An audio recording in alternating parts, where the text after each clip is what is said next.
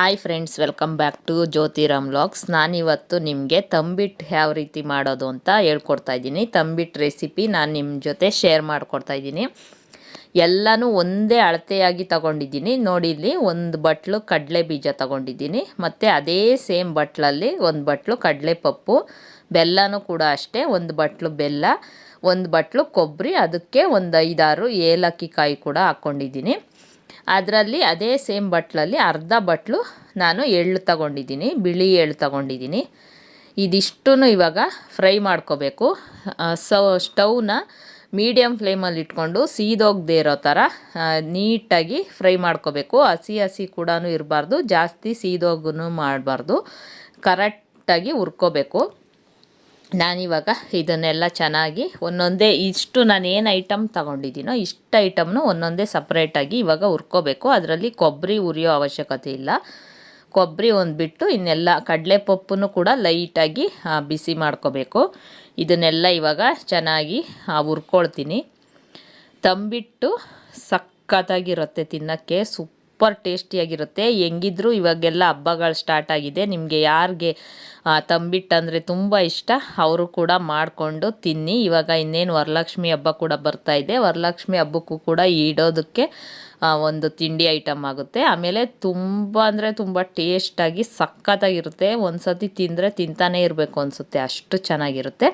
ಅದಕ್ಕೆ ಇವಾಗ ನಿಮಗೆ ತಂಬಿಟ್ಟು ಯಾವ ರೀತಿ ಮಾಡೋದು, ನಾನು ಯಾವ ರೀತಿ ಮಾಡ್ತೀನಿ ಅಂತ ನಿಮ್ಮ ಜೊತೆ ನಾನು ಶೇರ್ ಮಾಡ್ಕೊತಾ ಇದ್ದೀನಿ. ನೋಡಿ, ಇವಾಗ ಕಡಲೆ ಬೀಜನ ಚೆನ್ನಾಗಿ ಫ್ರೈ ಮಾಡ್ಕೊಂಡಿದ್ದೀನಿ. ಈ ರೀತಿ ಫ್ರೈ ಆಗಿರಬೇಕು, ಆದರೆ ಸೀದೋಗಬಾರ್ದು. ಆ ರೀತಿ ನೋಡಿಕೊಂಡು ನೀಟಾಗಿ ಹುರ್ಕೋಬೇಕು. ಆವಾಗ ತಂಬಿಟ್ಟು ಟೇಸ್ಟು ಸಖತ್ತಾಗಿರುತ್ತೆ. ಇವಾಗ ಕಡಲೆ ಬೀಜ ಹುರ್ಕೊಂಡಾಯಿತು. ಕಡಲೆ ಬೀಜನ ಸಪ್ರೇಟಾಗಿ ಇಟ್ಕೋಬೇಕು, ಯಾಕೆಂದರೆ ಅದನ್ನು ಸಿಪ್ಪೆ ತೆಗಿಬೇಕು. ಅದ್ರ ಜೊತೆ ಯಾವುದು ಹಾಕ್ಬಾರ್ದು, ಅದು ಸಪ್ರೇಟಾಗಿ ಇಟ್ಕೋಬೇಕು. ಇವಾಗ ನೋಡಿ, ಅದನ್ನು ಆರಕ್ಕಿಟ್ಟಿದ್ದೀನಿ ಕಡಲೆ ಬೀಜನ. ಇವಾಗ ನೆಕ್ಸ್ಟ್ ನಾನಿಲ್ಲಿ ಕಡಲೆಪಪ್ಪು ಹುರ್ಕೋತಾ ಇದ್ದೀನಿ. ಕಡಲೆಪಪ್ಪು ಅಷ್ಟೇ, ಜಾಸ್ತಿ ಹುರ್ಕೋಬಾರ್ದು, ಒಂದು ಸ್ವಲ್ಪ ಫ್ರೈ ಮಾಡ್ಕೋಬೇಕು. ಆಮೇಲೆ ಇನ್ನೂ ಯಾರೆಲ್ಲ ನನ್ನ ಚಾನಲ್ನ ಸಬ್ಸ್ಕ್ರೈಬ್ ಮಾಡ್ಕೊಂಡೇ ನೋಡ್ತಾ ಇದ್ದೀರಾ, ಪ್ಲೀಸ್ ಸಬ್ಸ್ಕ್ರೈಬ್ ಮಾಡ್ಕೊಂಡು ನೋಡಿ, ಮತ್ತು ಪಕ್ಕದಲ್ಲೇ ಕಾಣೋ ಬೆಲ್ಲೈಕನ್ನ ಪ್ರೆಸ್ ಮಾಡಿ. ನಾನು ಯಾವುದೇ ವಿಡಿಯೋ ಹಾಕಿದ್ರೂ ಅದ್ರ ನೋಟಿಫಿಕೇಷನ್ ನಿಮಗೆ ಬರುತ್ತೆ. ಈಗಾಗಲೇ ಯಾರೆಲ್ಲ ಸಬ್ಸ್ಕ್ರೈಬ್ ಮಾಡ್ಕೊಂಡಿದ್ದೀರಾ ಅವ್ರಿಗೆಲ್ಲ ಥ್ಯಾಂಕ್ ಯು ಸೋ ಮಚ್ ಅಂತ ಹೇಳ್ತಾ, ಹೀಗೆ ನನ್ನ ವಿಡಿಯೋಗೆ ಸಪೋರ್ಟ್ ಮಾಡ್ತಾಯಿರಿ ಅಂತ ಹೇಳ್ತಾ, ಇವಾಗ ನೋಡಿ ಕಡಲೆಪಪ್ಪು ಕೂಡ ಫ್ರೈ ಮಾಡ್ಕೊಂಡಿದ್ದೀನಿ. ಕಡಲೆಪಪ್ಪು ಏನು ಜಾಸ್ತಿ ಫ್ರೈ ಮಾಡೋದು ಬೇಡ, ಒಂದು ಸ್ವಲ್ಪ ಲೈಟಾಗಿ ಒಂದೇ ಒಂದು ನಿಮಿಷ ಫ್ರೈ ಮಾಡಿಕೊಂಡ್ರೆ ಸಾಕು. ಇವಾಗ ಎಳ್ಳು ಹುರ್ಕೋತಾ ಇದ್ದೀನಿ ನಾನು.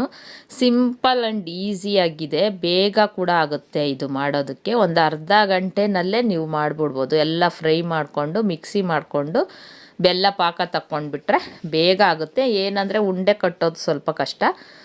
ಇವಾಗ ನೋಡಿ ಎಳ್ಳು ಹುರ್ಕೋತಾ ಇದ್ದೀನಿ. ಎಳ್ಳು ಅಷ್ಟೇ ಪಟ ಅಂತ ಸಿಡಿಬೇಕು, ಆ ರೀತಿ ಹುರ್ಕೋಬೇಕು. ಅದು ಕೂಡ ಕಪ್ಪಗಾಗಬಾರ್ದು, ಯಾವುದು ಕೂಡ ಕಪ್ಪಗೆ ಮಾಡ್ಕೋಬಾರ್ದು. ಆ ರೀತಿ ಕಪ್ಪಗೆ ಸೀದಿಸ್ಕೊಂಬಿಟ್ರೆ ಟೇಸ್ಟ್ ಚೇಂಜ್ ಆಗಿಬಿಡುತ್ತೆ. ತಂಬಿಟ್ಟು ಅಷ್ಟು ತಿನ್ನೋಕ್ಕೆ ಚೆನ್ನಾಗಿರಲ್ಲ. ಇವಾಗ ಎಳ್ಳು ಕೂಡ ನೋಡಿ ಬಿಸಿ ಮಾಡಿ ಪಟ ಅಂತ ಸಿಡಿಯೋಕ್ಕೆ ಸ್ಟಾರ್ಟ್ ಆದ ತಕ್ಷಣ ತೆಗೆದುಬಿಡ್ಬೇಕು.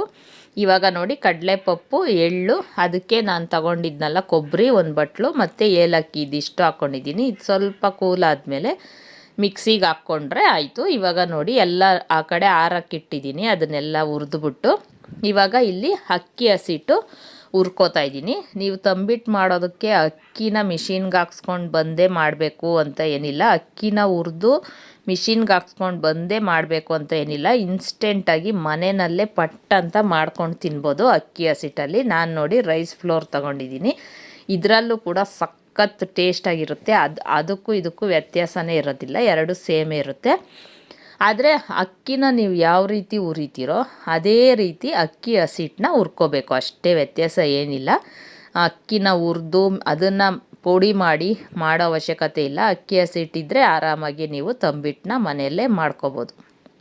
ಇವಾಗ ಅಕ್ಕಿ ಹಸಿಟ್ಟನ್ನ ಚೆನ್ನಾಗಿ ಹುರಿಬೇಕು.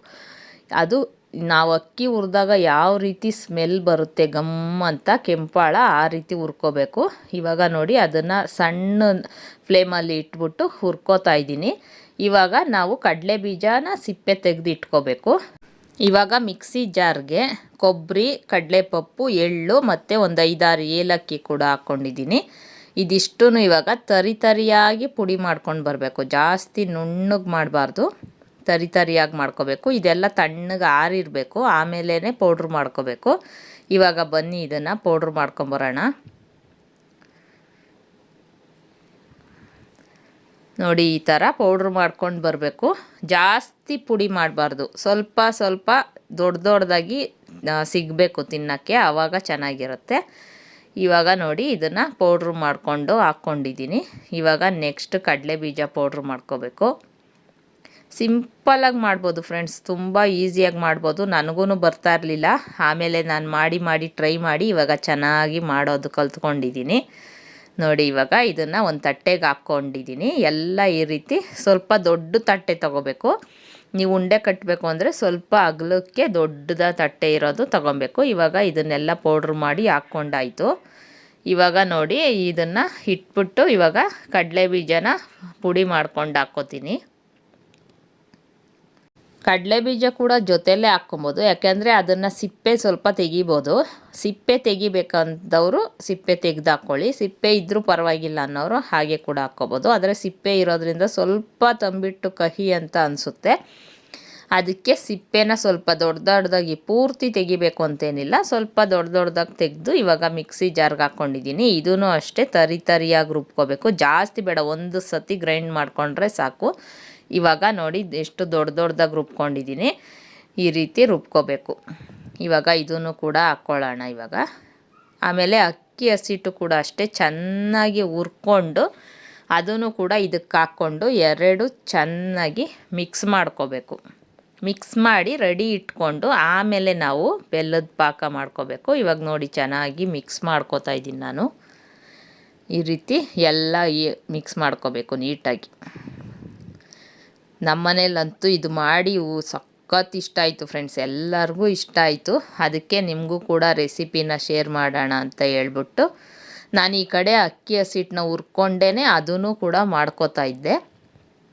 ಇವಾಗ ನೋಡಿ ಅಕ್ಕಿ ಹಸಿಟ್ಟು ಈ ರೀತಿ ಲೋ ಫ್ಲೇಮಲ್ಲಿ ಇಟ್ಕೊಂಡು, ಯಾಕೆಂದರೆ ಅಕ್ಕಿ ಹಸಿಟ್ಟಾಗಿರೋದ್ರಿಂದ ಜೋರಾಗಿಟ್ಟರೆ ಸೀದೋಗ್ಬಿಡುತ್ತೆ. ಅದಕ್ಕೆ ಸ್ವಲ್ಪ ಮೀಡಿಯಮಲ್ಲಿ ಸ್ಟವ್ನ ಸಣ್ಣಗೆ ಇಟ್ಕೊಂಡು ಇದನ್ನು ಹುರ್ಕೋಬೇಕು. ಕೆಂಪಾಳ ಹುರ್ಕೋಬೇಕು. ಅಕ್ಕಿ ಯಾವ ಥರ ಕೆಂಪಗೆ ಹುರ್ಕೋತೀವೋ ಆ ರೀತಿ ಕೆಂಪಾಳ ಹುರ್ಕೊಬೇಕು. ಚೆನ್ನಾಗಿ ಗಮ್ಮಂತ ಸ್ಮೆಲ್ ಬರುತ್ತೆ, ಆ ರೀತಿ ಹುರ್ಕೋಬೇಕು. ನಾನಿಲ್ಲಿ ಒಂದು ಕೆ ಜಿ ಅಷ್ಟು ಹಸಿಟ್ಟು ತೊಗೊಂಡಿದ್ದೀನಿ. 1 ಕೆ ಜಿದು ಅಕ್ಕಿ ಹಸಿಟ್ಟು ಪ್ಯಾಕೆಟ್ ತೊಗೊಂಡಿದ್ದೀನಿ. ಅದು ಫುಲ್ ನಾನು ಮಾಡ್ತಾಯಿದ್ದೀನಿ ಇಲ್ಲಿ. ಅದಕ್ಕೆ ಒಂದು ದೊಡ್ಡ ಬಟ್ಲು ಅಷ್ಟು ಅಂದರೆ 1/4 ಕೆ ಜಿ ಅಂತ ತಿಳ್ಕೊಳ್ಳಿ. 1 ಕೆ ಜಿ ಅಕ್ಕಿ ಹಸಿಟ್ಟಿಗೆ 1/4 ಕೆ ಜಿ ಕಡಲೆ ಬೀಜ, 1/4 ಕೆ ಜಿ ಕಡಲೆಪಪ್ಪು, ಅದರಲ್ಲಿ ಒಂದು ಸ್ವಲ್ಪ 150 ಗ್ರಾಮ್ ಅಷ್ಟು ಎಳ್ಳು ಈ ರೀತಿ ಹಾಕ್ಕೊಂಡಿದ್ದೀನಿ ನಾನು. ಕೊಬ್ಬರಿನೂ ಅಷ್ಟೇ ಒಂದು ಅರ್ಧ ಬಟ್ಲು ತೊಗೊಂಡಿದ್ದೀನಿ. ಇವಾಗ ನೋಡಿ ಅಕ್ಕಿ ಹಸಿಟ್ಟು ಕೂಡ ಹುರ್ಕೊಂಡಾಯಿತು, ಅದನ್ನು ಇವಾಗ ಹಾಕ್ಕೊಂಡಿದ್ದೀನಿ. ಎಲ್ಲ ಚೆನ್ನಾಗಿ ಇವಾಗ ಅಕ್ಕಿ ಹಸಿಟ್ಟು ಬಿಸಿ ಇರುತ್ತೆ, ಕೈಯಲ್ಲಿ ಮಿಕ್ಸ್ ಮಾಡೋಕ್ಕೆ ಹೋಗ್ಬಾರ್ದು. ನಾನಿವಾಗ ಮಿಕ್ಸ್ ಮಾಡ್ತಾಯಿದ್ದೀನಿ. ಇದಿಷ್ಟೂ ಈ ರೀತಿ ಮಿಕ್ಸ್ ಮಾಡಿ ಇಟ್ಕೋಬೇಕು. ನಿಮಗೆ ಯಾರಿಗೆಲ್ಲ ತಂಬಿಟ್ಟು ಇಷ್ಟ ಅಂತ ನನಗೆ ಕಮೆಂಟ್ ಮಾಡಿ ಹೇಳಿ, ಸಖತ್ತಾಗಿರುತ್ತೆ. ನಮಗಂತೂ ಸಖತ್ ಇಷ್ಟ ತಂಬಿಟ್ಟು. ನನಗೂ ಕೂಡ ಮಾಡೋಕ್ಕೆ ಬರ್ತಾ ಇರಲಿಲ್ಲ, ಮಾಡಿ ಇವಾಗ ಚೆನ್ನಾಗಿ ಮಾಡೋದು ಕಲ್ತ್ಕೊಂಡಿದ್ದೀನಿ. ಅದಕ್ಕೆ ಅದು ರೆಸಿಪಿನ ನಿಮಗೂ ಕೂಡ ಶೇರ್ ಮಾಡೋಣ ಅಂತೇಳಿ ಮಾಡ್ತಾಯಿದ್ದೀನಿ. ನಿಮಗೆ ಈ ವಿಡಿಯೋ ಇಷ್ಟ ಆಗಿದ್ದರೆ ಪ್ಲೀಸ್ ಒಂದು ಲೈಕ್, ಶೇರ್ ಆ್ಯಂಡ್ ಕಮೆಂಟ್ ಮಾಡಿ. ಯಾರಿಗೆಲ್ಲ ತಂಬಿಟ್ಟು ಇಷ್ಟ ಅಂತ ನನಗೆ ಹೇಳಿ. ಯಾರಿಗೆ ಮಾಡೋಕ್ಕೆ ಬರೋದಿಲ್ಲ ಅವರು ಈ ವಿಡಿಯೋನ ನೋಡಿಕೊಂಡು ಮಾಡ್ಕೊಂಡು ತಿನ್ನಿ, ಸಖತ್ತಾಗಿರುತ್ತೆ. ನೋಡಿ ಈ ರೀತಿ ಚೆನ್ನಾಗಿ ಮಿಕ್ಸ್ ಮಾಡ್ಕೋಬೇಕು. ಅಕ್ಕಿ ಹಸಿಟ್ಟು ನಾವೇನೇನು ಫ್ರೈ ಮಾಡ್ಕೊಂಡು ರುಬ್ಕೊಂಡಿರ್ತೀವಿ ಎಲ್ಲನೂ ಕೂಡ ಚೆನ್ನಾಗಿ ನೀಟಾಗಿ ಮಿಕ್ಸ್ ಆಗಬೇಕು. ಆ ರೀತಿ ಮಾಡಿ ಇಟ್ಕೋಬೇಕು. ಇದನ್ನು ಮಾಡೋದಕ್ಕೆ ನೀವು ಪಾತ್ರೆ ದೊಡ್ಡದು ತಗೋಬೇಕು, ಚಿಕ್ಕದ್ರಲ್ಲಿ ಆಗೋದಿಲ್ಲ, ದೊಡ್ಡದೇ ತಗೋಬೇಕು ಪಾತ್ರೆ. ಇವಾಗ ನೀಟಾಗಿ ಎಲ್ಲ ಕಡೆ ಚೆನ್ನಾಗಿ ಮಿಕ್ಸ್ ಆಗಿದೆ ಅಂತ ಗೊತ್ತಾದ ಮೇಲೆ ಸ್ವಲ್ಪ ತಣ್ಣಗಾಗಿರುತ್ತೆ. ಇದು ಇಷ್ಟು ಬಿಸಿ ಇತ್ತಲ್ಲ ಅಕ್ಕಿ ಹಸಿಟ್ಟು, ಅದು ಇವಾಗ ತಣ್ಣಗಾಗಿರುತ್ತೆ. ಇವಾಗ ಇದಕ್ಕೆ ನಾನು 1 ಸ್ಪೂನ್ ತುಪ್ಪ ಹಾಕ್ತಾಯಿದ್ದೀನಿ. ಇದನ್ನೆಲ್ಲ ಮೊದಲೇ ರೆಡಿ ಮಾಡಿ ಇಟ್ಕೋಬೇಕು. 1-1.5 ಸ್ಪೂನಷ್ಟು ತುಪ್ಪ ಹಾಕ್ಕೊಳ್ಳಿ. ನಿಮಗೆ ಎಷ್ಟು ಬೇಕೋ ಅಷ್ಟು ಹಾಕ್ಕೊಳ್ಳಿ. ತುಪ್ಪ ಹಾಕ್ಕೊಂಡ್ರೆ ಸಖತ್ ಟೇಸ್ಟಾಗಿರುತ್ತೆ. ನಾನಿಲ್ಲೊಂದು ಸ್ವಲ್ಪ 2-2.5 ಸ್ಪೂನ್ ಅಷ್ಟು ಹಾಕ್ಕೊಂಡಿದ್ದೀನಿ. ಇವಾಗ ತುಪ್ಪ ಹಾಕಿದ್ಮೇಲೆ ಒಂದು ಸತಿ ಚೆನ್ನಾಗಿ ಇದನ್ನು ಮಿಕ್ಸ್ ಮಾಡ್ಕೋಬೇಕು. ಬಿಸಿ ಇರುತ್ತಾ ಅಂತ ನೋಡಿ ಕೈ ಇಟ್ಕೊಳ್ಳಿ, ಯಾಕಂದರೆ ಕೈ ಅಕ್ಕಿ ಹಸಿಟ್ಟಲ್ವ, ಕೈ ಚೆನ್ನಾಗಿ ಸುಟ್ಟುಬಿಡುತ್ತೆ. ಇವಾಗ ತುಪ್ಪ ಹಾಕ್ಕೊಂಡು ಚೆನ್ನಾಗಿ ಮಿಕ್ಸ್ ಮಾಡಬೇಕು. ತುಪ್ಪ ಎಲ್ಲ ಕಡೆಗೂ ಆಗಬೇಕು, ಆ ರೀತಿ ಚೆನ್ನಾಗಿ ಮಿಕ್ಸ್ ಮಾಡ್ಕೋಬೇಕು. ಇನ್ನೂ ಬಿಸಿ ಇತ್ತು ನನಗೆ, ಅದಕ್ಕೆ ನಿಧಾನಕ್ಕೆ ಕೈಗೆ ಸುಟ್ಬಿಡ್ತು. ಚೆನ್ನಾಗಿ ಬಿಸಿ ಇತ್ತು, ನಿಧಾನಕ್ಕೆ ಮಿಕ್ಸ್ ಮಾಡ್ಕೋತಾ ಇದ್ದೀನಿ. ನೋಡಿ ಬಿಸಿ ಇದೆ ಅಂತ ಇವಾಗ ಫಸ್ಟ್ ಇದರಲ್ಲಿ ಮಿಕ್ಸ್ ಮಾಡಿಕೊಂಡು ಆಮೇಲೆ ಸ್ವಲ್ಪ ಆರಿದ ಮೇಲೆ ಕೈಯಲ್ಲಿ ಮಿಕ್ಸ್ ಮಾಡ್ಕೋತೀನಿ.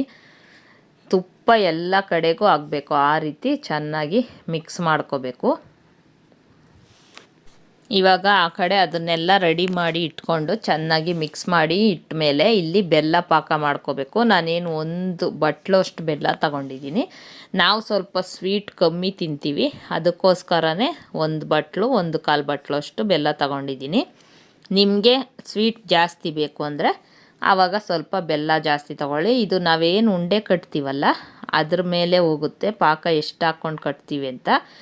ಇವಾಗ ನೋಡಿ 1/4 ಬಟ್ಲು ಅಷ್ಟು ಬೆಲ್ಲ ಹಾಕ್ಕೊಂಡು ನಾನು ಆ ಬೆಲ್ಲ ಮುಳುಗೋ ಅಷ್ಟು ಮಾತ್ರ ನೀರು ಹಾಕ್ಕೊಂಡಿದ್ದೀನಿ. ಇದನ್ನು ನಾವಿವಾಗ ಪಾಕ ತಕ್ಕೊಳ್ಬೇಕು. ಒಂದೇಳೆ ಪಾಕ ತಕ್ಕೋಬೇಕು, ಅಂದರೆ ಒಂದೇಳೆ ಬಂದಿರಬಾರ್ದು. ಒಂದೇಳೆ ಇನ್ನೇನು ಬರೋಕ್ಕೆ ಸ್ಟಾರ್ಟ್ ಆಗ್ತೈತೆ ಅನ್ನೋ ತನಕ ಪಾಕ ತೆಗಿಬೇಕು. ಯಾಕೆಂದರೆ ಒಂದೇಳೆ ಪಾಕ ತೆಗೆದ್ಬಿಟ್ರೆ ತಂಬಿಟ್ಟು ಸ್ವಲ್ಪ ಗಟ್ಟಿ ಆಗಿಬಿಡುತ್ತೆ. ಪಾಕ ಬರಲಿಲ್ಲ ಅಂದರೆ ತಂಬಿಟ್ಟು ಚೆನ್ನಾಗಿ ಬರೋದಿಲ್ಲ. ಅದಕ್ಕೆ ಇನ್ನೇನು ಒಂದೇಳೆ ಪಾಕ ಬರ್ತೈತೆ ಅನ್ನೋ ಅಷ್ಟರಲ್ಲಿ ಸ್ಟವ್ನ ಆಫ್ ಮಾಡ್ಕೊಬಿಡ್ಬೇಕು. ಇವಾಗ ನೋಡಿ ಇದು ಸ್ವಲ್ಪ ಇವಾಗ ಕರಗ್ತೈತೆ.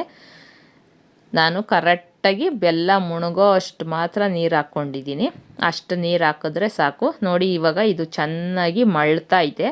ನಾವು ಇದನ್ನು ನೋಡ್ಕೋಬೇಕು. ಈ ರೀತಿ ಚೋಟಲ್ಲಿ ತೆಗೆದು ಬಿಟ್ಟಾಗ ಇನ್ನೇನು ಪಾಕ ಬರ್ತೈತೆ ಅಂತ ಗೊತ್ತಾದ ತಕ್ಷಣ ಸ್ಟವ್ನ ಆಫ್ ಮಾಡ್ಕೊಬಿಡ್ಬೇಕು.